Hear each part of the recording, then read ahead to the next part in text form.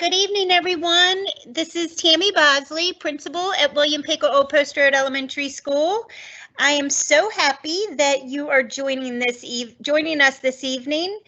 We were fortunate enough to get to see some of our families visit this evening as you came by and picked up your math manipulatives and materials and a pizza to go along with your Friday night, and then spending additional time with us from 7 to 7:30 this evening to talk about building math confidence. This is another one of our family engagement events that we're holding virtually, and we're super excited tonight because Andrea Walker, who is our math specialist that works in both the Old Post Road and the William Peka building, is joining us this evening as a presenter, along with Terry Castelli, who is a William Peka special education teacher and the teacher in charge in the William Peka building.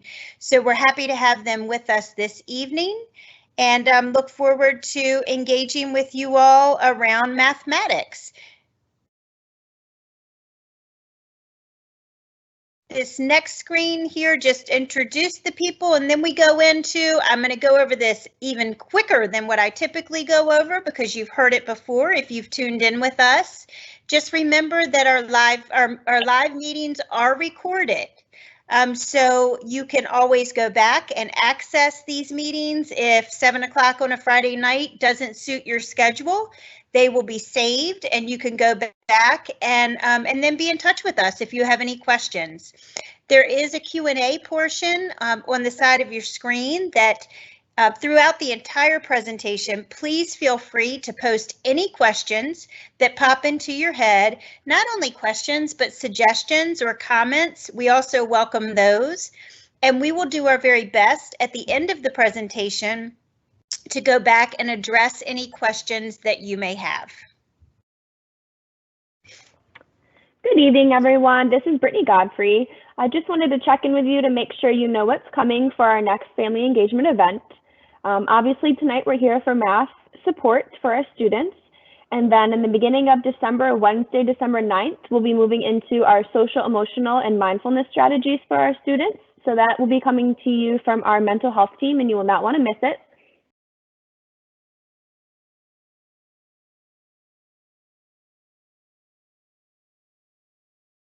Hello, everyone. This is Mrs. Walker. I wanted to start tonight by talking about math across the grade levels. And I know for some families, math can kind of be a scary word. And I kind of started thinking if I wanted to title this whole presentation, "We're All Math People." In my years as a teacher, I've heard from lots of people, I'm not a math person. And I feel like if we worked with mathematics and became fluent in that language and used mathematics throughout our whole day and our whole lives, we would all be math people and we'd all accept mathematics and learn more about it and be more friendly with that and less scared of it. Math skills build across grade levels. They build from birth through. And it's just that exposure to numbers that we have and that exposure to math concepts that we have. And it's really the same in all learning.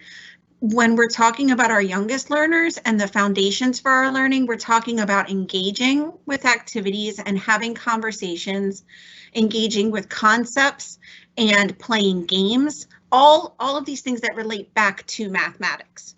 So if mathematics in kindergarten and pre-kindergarten looks more like play at home, it should look like play at home. And that can extend out through all the grade levels. You can always play with numbers and you can always play with shapes and use them for your games and entertainment. But in the very youngest grades, you can see it most definitely as play. When it stops looking like play is in the classroom. And there are still playful components to it, but that's when teachers have studied the science and the pedagogy behind presenting mathematics in a way that will make sense and really lay out those foundational steps to what students need to know about mathematics. For our youngest learners in pre-kindergarten and kindergarten, that starts with sequence, one-to-one correspondence, cardinality, subitizing, and learning numbers as symbols. Sequence, and all of those words are like teacher words for stuff that you're already doing with your kids. Sequence is counting numbers in order. Every time you hold your child's hands and say 1, 2, 3 when you swing them, that's sequencing. Anytime that you talk about the number of objects that you point to in a row, if you count barrettes or if you count toy cars or blocks, that's one-to-one correspondence as you point to each one of those objects, learning that one object is responsible for one number. Cardinality is counting 4 toy cars, putting those into the box, and then picking up with number 5 on the next car. Cardinality says that last number that you counted tells you how many there are, and then you can keep counting from there, or that last number that you counted is your total quantity altogether. Subitizing is a skill that often gets overlooked because it's something that we're so good at as adults. When we see 3 flowers, we just see 3 flowers. We don't go through and count 1, 2, 3 every time we see an object. We can look at small groups of things and quickly recognize those quantities, but that's something you'll see your child doing in class. Recognizing numbers in print and seeing those numbers as symbols is a different skill than being able to count those numbers from memory. That's where we start to put the shape that is the number 1 next to the word and the concept that is number 1 in our memory, so that when we interact with those numbers, we can recognize them as a symbol, we can recognize it as a word and as a quantity.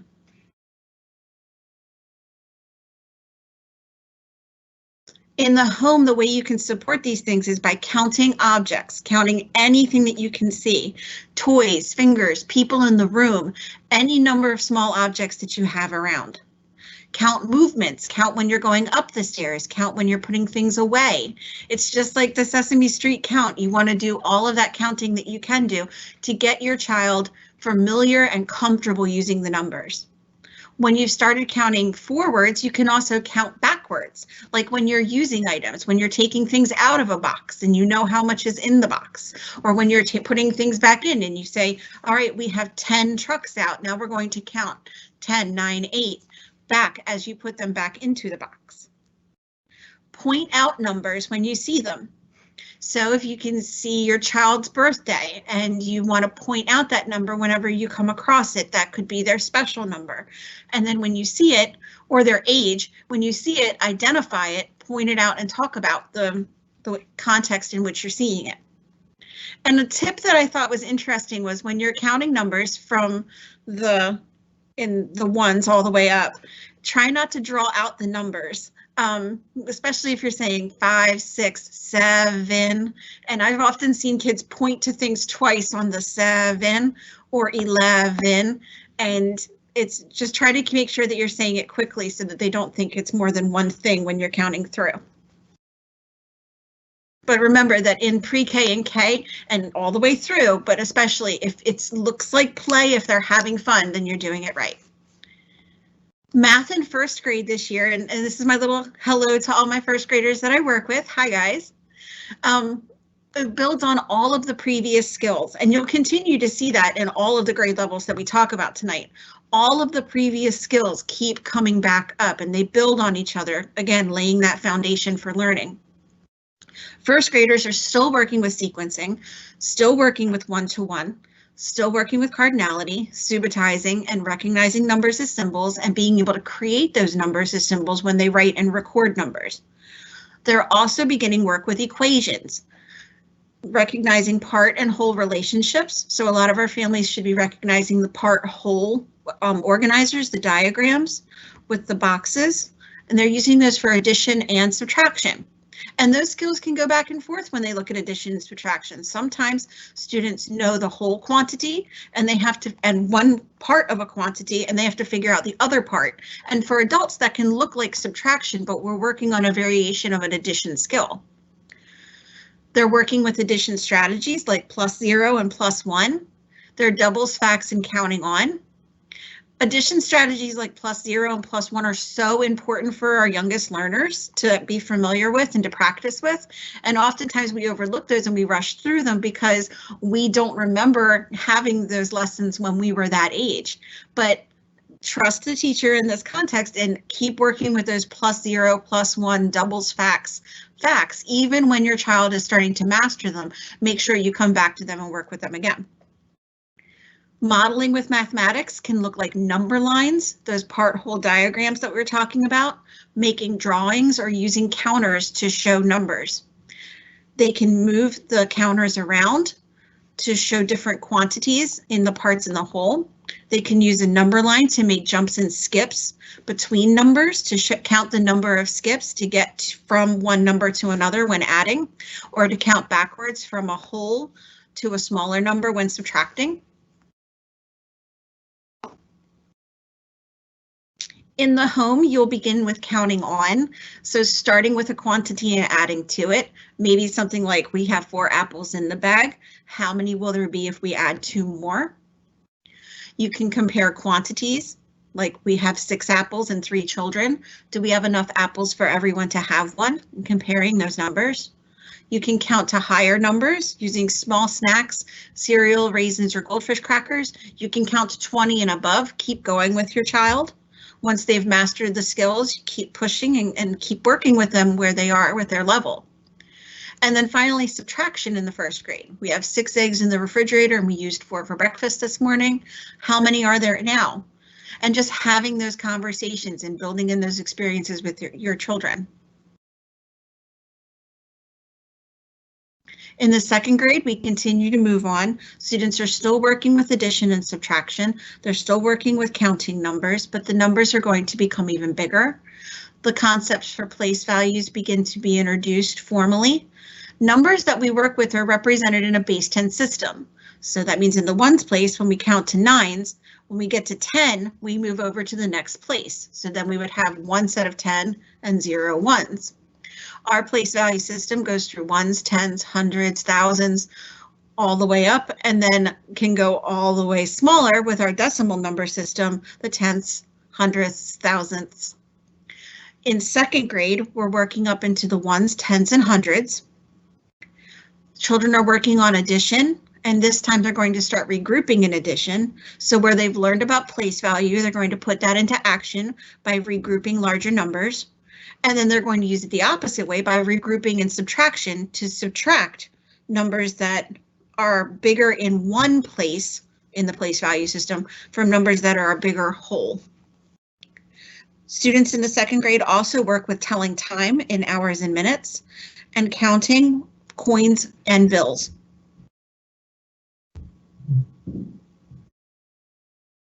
One way to support mathematics in the home in 2nd grade is to tell math stories in any of those quiet times that you have together, maybe at dinner or during our car ride, of when you used math or made an estimation, and you take turns sharing those stories. You can estimate large quantities. So if you see a book, look at the book and I wonder how many pages are in that book, and then think of a number that makes sense. Open the book, find out, and see if your number was close. You could also do the same thing with cereal in a box or snacks in a bag and use the serving sizes on the side to see if you were close. With time, you can use both analog and digital clocks to tell time, pointing out time on an analog clock whenever you see it. You could also ask about how long things would take using time. If 1 load of laundry takes 45 minutes to wash, how long will 2 loads of laundry take? And with money, you can identify and count amounts of money and coins. I used to empty out my coin purse at the end of the week and let my son count up all the coins, and he could keep what he could count at the end of the week. So it only cost me about 15 cents to get him to learn his nickels and dimes and pennies. In the 3rd grade, students continue to work formally with addition and subtraction, working with even larger numbers, and continue working with regrouping. That's where we began this year. They're going to continue working with multiplication, and instead of just working with equal groups like they started in 2nd grade, now they're going to add those equal groups together, continue with their skip counting, divide things into equal groups, and continue recognizing the numerals in print through estimation. So estimation is more rounding, and they're going to recognize estimation as rounding. When you look at large quantities, you can think about them in several ways. For example, again, estimate the number of pages in a book and divide those pages into a number of pages to read per day to finish that book over a period of time. Subtract the pages read from the total number, and that would relate back to the part and whole. For estimation, you could practice rounding, adding numbers, and mental math when buying groceries at the grocery store, and estimate the total cost of the items in your cart. Now we're going to hear a little bit from Ms. Castelli about math in the 4th grade and the 5th grade. Good evening, everyone. Thank you, Mrs. Walker. So math in the 4th grade, again, builds on all those same skills Mrs. Walker pointed out, but these bulleted points are what we spend a lot of time on in math in the 4th grade. We start with place value, fluently adding and subtracting multi-digit numbers. We begin our work with fractions, fractions of equal value, ordering fractions from smallest to greatest amounts, and both adding and a little bit of multiplying fractions. We briefly talk about line plots and decimals, angles and measurements, and we also spend some time analyzing those algebraic patterns. So for example, knowing that using addition or subtraction, we can predict what's going to happen next in the pattern. For example, if I gave you the numbers 1, 4, and 7, I'm noticing the pattern is that +3. So my next answer would be the number 10, 13, 16, and so on. So they start to recognize those patterns when they see them, knowing what the rules are. For 4th grade, I encourage some money amount usage in using greater than and less than and equal to comparisons. So for example, if you have a takeout menu or items from a grocery store flyer, you could compare, is soda this week cheaper at Giant or at ShopRite? You can do those greater and less than or equal to. You can plan a meal. And for my 4th grade friends that are on here tonight, we're going to be planning a Thanksgiving dinner in class on Wednesday, using our math brains and planning for our families. So that could help if there's going to be a certain number of your family members at a party and you're going to be serving a certain thing. How much will everyone at the party need to have to not be hungry? And then looking at those patterns, that add through rule I was talking about, and still noticing that even though we're getting a little older and bigger, there are still numbers all around us and we can still have fun with numbers when we're out and about. Moving into 5th grade, again, it builds on all of those skills, and now we're going to develop our fluency with addition and subtraction of fractions. We spend a lot of time in 5th grade on fractions. We move into multiplying and dividing them as well. We spend a lot of time on long division with those 2-digit divisors. We talk about the relationship between a fraction and a decimal, and we begin to work on volume as well. One thing I love to do, even with my bigger kids, is our recipes. And baking, when it comes to fractions, is the perfect opportunity to use your measuring tools, your 1/3 of a cup, your 1/2 a cup, your 3/4 of a cup, and bake together and do math at the same time, which is really fun and can be really messy. Another example, using decimals this time. If you're planning food for a meal, even if you're going to McDonald's, you could look up the prices of the items you want to purchase. And now I have to buy 5 of them for the family. So how much would that cost? And then computing those quotients using those fractions. So if I have a 1/3 of a measuring cup, how many servings are in 2 cups of raisins? So I could measure out 2 full cups of raisins, transfer that into a 1/3 of a measuring cup, and figure out how many cups are in there. And again, just that hands-on time, I find value of spending time in the kitchen because it's very natural for a lot of these skills that we work on with our 4th graders and our 5th graders.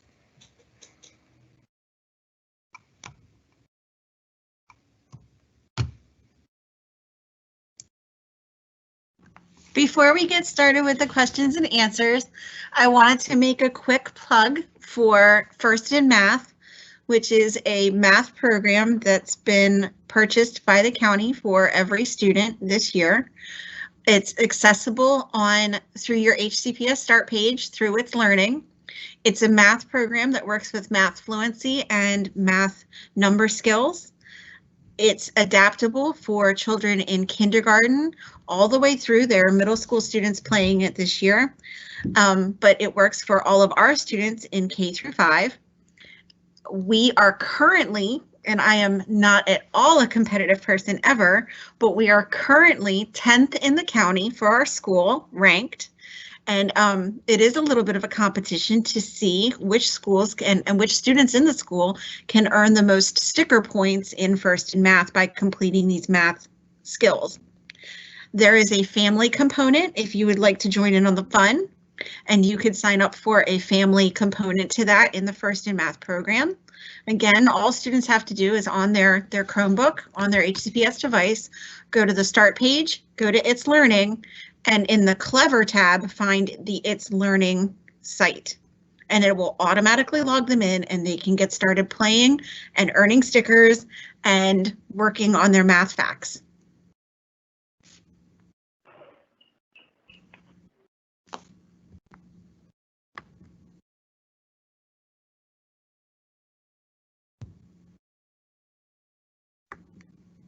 Okay, Ms. Clinton, do we have any questions in the Q&A that we need to address? Hi, Mrs. Bosley. There aren't any questions. There's just a couple of comments or suggestions that families posted. For example, when they're driving in the car, they count how many red cars they see on their ride. And another comment is that if it looks like the children are playing, then you are doing things right. So sometimes it's hard for us as parents to think, oh, they're playing, they're not doing anything academic or school work, but that is indeed when they are playing. And then another parent posted that their child loves Dreambox. And that is all that we'd have. There is another request, Mrs. Bosley, that just came in. And I'll post that in the chat too, okay? Perfect. All right, thank you, ladies. I know Miss Walker's heart is glowing right now with that Dreambox comment. Absolutely. I do see another question about how do they log in, and one more time, and it's super easy. If the students have an HCPS device and they've been going to It's Learning for their schoolwork. So in the It's Learning program, they go to a tab along the top of the page that says Clever, and then click where it says Clever, and then First in Math is one of the programs that's there available for them. All right, thank you, Ms. Walker. We'll just wrap this up for you tonight, guys. This is just a survey that we're asking our parents to complete based on your experience tonight with the pizza pickup and the math material pickup, and then our family engagement event that you just sat with us through, learning more about math and incorporating more math in your home. Part of being a Title I school means that we seek out parent input, and we truly value what you have to say about how we're doing, what ways we can improve, and how we can work together with our families to better the education for our students. So this link on the screen takes you to the survey, but this QR code also takes you to the very same survey. So whichever is a better method for you and your family. We'll leave it on the screen for a couple more seconds, just so you can snap a picture of that if you need to. This will also be posted again with the presentation that we'll post tomorrow or later this week. However, I can also post the link outside of that presentation for easier access. If you encounter any problems with the link or the survey, just let us know through social media and we'll get that fixed right away. But again, we do really value your input and appreciate you taking the time to complete that survey.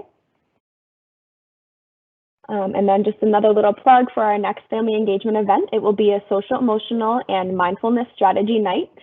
We'll have members from our mental health team here, Mrs. Mary Cahill, Miss Abigail Small, our OPR counselor, our William Pega counselor, Miss Linda Felty, and they are really and truly the professionals in that area, so they're going to have the best information for you. And I know that social emotional learning mindfulness strategies are kind of the buzzwords right now, so it's really something to pay attention to, and we look forward to you joining us at that next event that we'll be holding after our Thanksgiving break. And Ms. Bosley, that's all I have for everyone this evening, if you are all set. That is, and I just want to thank you again for joining us this evening, and a special thank you to Mrs. Walker and Mrs. Castelli for putting this evening together for us. Please, we encourage you to continue to reach out to us at the school. If there's anything that we can do to support you, you can do that through email, by calling us. The offices are still open, and we want to support you as much as we can, not only when we're in school, but also when we are virtual like we are right now. So I hope everyone has a wonderful weekend, and we will see you again at our next family engagement event on the 20th, or on the, not the 20th, tonight's the 20th. What is it, Miss Godfrey? December 9th. It's a Wednesday. There it is, December 9th. That's when we'll be up next. All right, have a great weekend, everyone. Thank you so much.